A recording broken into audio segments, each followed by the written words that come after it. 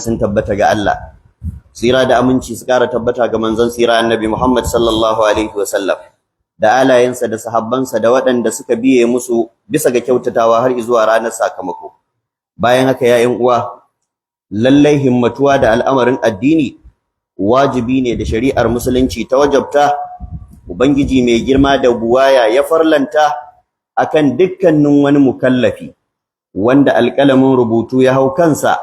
ma'ana wanda ya balaga, mutum ne ko aljan, domin wannan ita ce manufar da Allah madaukakin sarki ya samar da halitta dan ita. Ubangiji subhanahu wataala yana cewa wama khalaqtul jinna wal insa illa liya'budun, ban halicci mutum da aljani ba sai dan su yi mun bauta. Da haka ibada ita ce ginshikin sababi da sanadin da Allah madaukakin sarki ya samar da mutum da aljan dan su a wannan doran ƙasa, wanda mafi girman wannan ibada shine kadaita Allah da tauhidi da gujewa sanya masa kishiya. Abdullahi dan Abbas tafuntan alqur'ani yana fada wama khalaqtul jinna wal insa illa liya'budun ay illa liyuwahhidun, yace tauhidi shine kashin bayan ibada,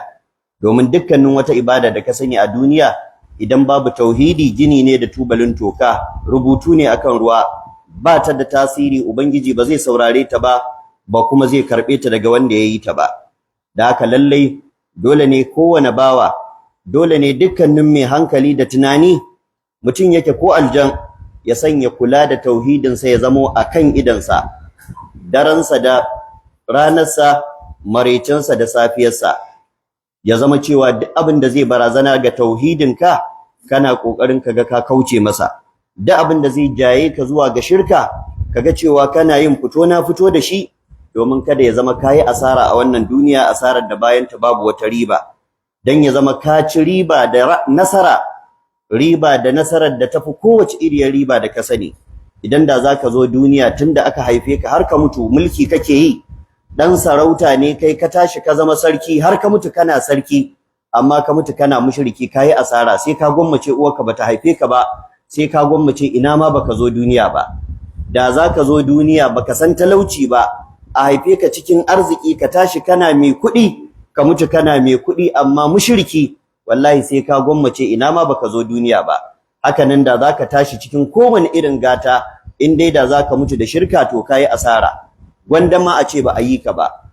To amma dukkan wahalar da dan adam zai gamu da ita a rayuwar duniya, matukar zai cika da imani, matukar zai mutu da tauhidi, to wallahi ba yafi kowa cin ribar rayuwa. Manzon Allah sallallahu alaihi wasallama yace a ranar lahira za a zo da wanda yafi kowa jin dadin duniya, Allah kuma ya san waye yafi kowa jin dadi, domin shi yake bada jin dadin, amma kuma ya mutu yana shirka. Manzo Allah sallallahu alaihi wasallam yace sai a dauke shi a tsoma shi a wuta yadda ake tsoma ganyen shayi a cikin ruwan dumi, tsomawa ɗaya za a yi a fitar da shi. Sai Allah madaukakin sarki ya ce da mala'iku, ku tambaye shi ya taba jin dadi? Sai ce wallahi ban taba jin dadi ba, ina ma ba a halicce ni ba. To sannan sai Allah ya ce a kawo wanda yafi kowa shan wahalar rayuwa, ta fuskar talauci ne, ta fuskar rashin lafiya ne, ta fuskar kunci ne, ta fuskar kowace iriyar barazana da kalubale da ka sani na duniya. To amma kuma yana da aqida mai kyau, yana da tauhidi, ya mutu da imani. Sai manzo Allah sallallahu alaihi wasallam ya ce sai Allah ya ce ku tsoma shi a aljanna tsomawa ɗaya irin yadda ake tsoma ganyen shayi a cikin ruwan dumi, a fito da shi. Idan aka tsoma shi sau ɗaya aka fito da shi, sai a tambaye shi, kai wane ka san meye wahala? Ka taba shan wahala? Sai ya ce ni ban san ma mecece wahala ba. Abinda wannan yake nuna mana shine ma'ana riba shine ka shiga aljanna. Duk wahalar da ka sha a duniya, in ka shiga aljanna sakan ɗaya wahalar ta tafi. Asara ita ce ka shiga wuta. Duk daɗin da ka ji a duniya, in ka shiga wuta daidai da minti ɗaya duk daɗin ya goge. To kaga duk abin da zai fuskantar da kai zuwa ga wannan barazana ta shiga wuta, ya kamata ka guje masa in kana da hankali. Duk abin da zai kai ka zuwa ga ka samu wannan gwaggwaban lada da riba ta samun damar shiga aljanna, to lalle in kana da tunani da hankali ba za ka bari a baka a baya ba. Manzo Allah sallallahu alaihi wasallama yace kuma Allah yayi alƙawari, ya rantse, la tadkhulul jannata illa an-nafsul mu'mina, ba wata rai da za ta shiga aljanna in ba ta da imani. Shi yasa manzo Allah yace wallahi la tadkhulul jannata hatta tu'minu, na rantse muku da Allah ba za ku taba shiga aljanna ba, ko ku suwaye ko ƴaƴan waye, sai in kuna da imani. Shi yasa cikin iyayen annabawa akwai wanda ba su imani ba, amma wuta Allah zai sa su duk da kasantuwar su iyayen annabawa Allah ba zai daga musu kafa ba saboda sharadin sa da ka'idar sa ta cewa ba zai sa kowa a aljanna ba sai wanda ya imani ko dan waye ko jikan waye cikin ƴaƴan annabawa akwai waɗanda ba su imani ba kuma Allah ba zai wa iyayensu kara ya sa su a aljanna ba wuta zai sa su duk da kasantuwar su ƴaƴan annabawa to haka nan cikin matan annabawa a ranar lahira annabi Ibrahim zai ga yadda za a yi da mahaifinsa bayan an canja halittarsa an munana shi an mai da shi wata mummunar halitta sai Allah ya ce a ja shi a tafi da shi wuta sai annabi Ibrahim ya ce ya ubangiji kayi min alƙawari ba za ka kunyata ni ba a ranar lahira wala tukhzini yawma yub'athun